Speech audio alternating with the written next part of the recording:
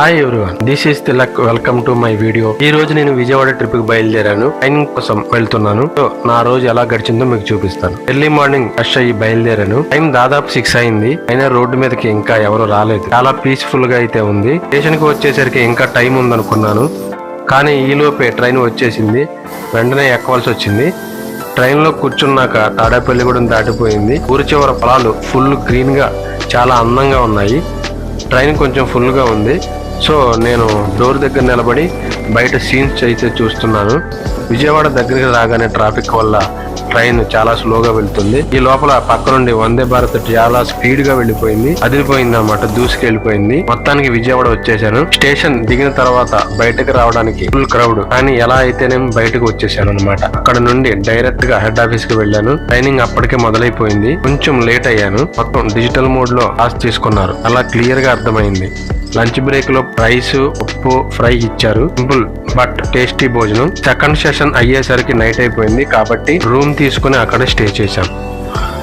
Night అయితే అసలు నిద్రపట్టలేదు. Next day morning లేచి వాకింగ్కి వెళ్ళాను. విజయవాడ సిటీ అయినా సరే ఎర్లీ మార్నింగ్ కూడా యాక్టివ్గానే ఉంది. ఫ్లైఓవర్ చూస్తే చాలా అందంగా ఉంది. నడుచుకుంటూ అలా లైలా కాలేజ్ గ్రౌండ్ వరకు వెళ్ళాను. సో రోడ్లు అయితే చాలా క్లీన్గా ఉన్నాయి. క్లీనింగ్ స్టాఫ్కి నిజంగా థ్యాంక్స్ చెప్పాలబ్బా. మేము స్టే చేసిన హోటల్ పేరు స్కై హోటల్. బెన్ సర్కిల్ దగ్గరలో లైలా కాలేజ్ మెయిన్ గేట్ ఎదురుగా ఉంటుంది. తక్కువ ప్రైస్లో మంచి కంఫర్ట్ రూమ్ ఇస్తారు. ట్రై చేయొచ్చు ఒకసారి. ఫ్రెష్ అయ్యి మళ్ళీ క్లాసుకి అటెండ్ అయ్యాను. ఈరోజు లాస్ట్ డే కాబట్టి త్వరగా ముగిసింది. వెంటనే ఆటో తీసుకొని రైల్వే స్టేషన్ బయలుదేరిపోయాను. ఈవినింగ్ టైం కావడంతో విజయవాడ ట్రాఫిక్ మామూలుగా లేదు. స్టేషన్కి వచ్చేసరికి ట్రైన్ రెడీగా ఉంది, కానీ ప్లాట్ఫామ్ మీద మాత్రం ఫుల్గా జనం ఉన్నారు.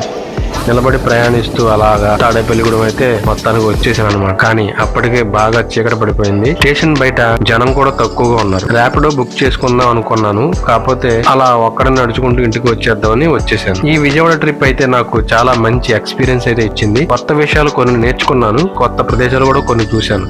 సో మీకు ఈ వ్లాగ్ నచ్చితే లైక్ చేయండి. ఇంకా ఇలాంటి వీడియోల కోసం నా ఛానల్ సబ్స్క్రైబ్ చేయడం మర్చిపోవద్దు. మళ్ళీ మరో వీడియోలో కలుద్దాం. Bye everyone.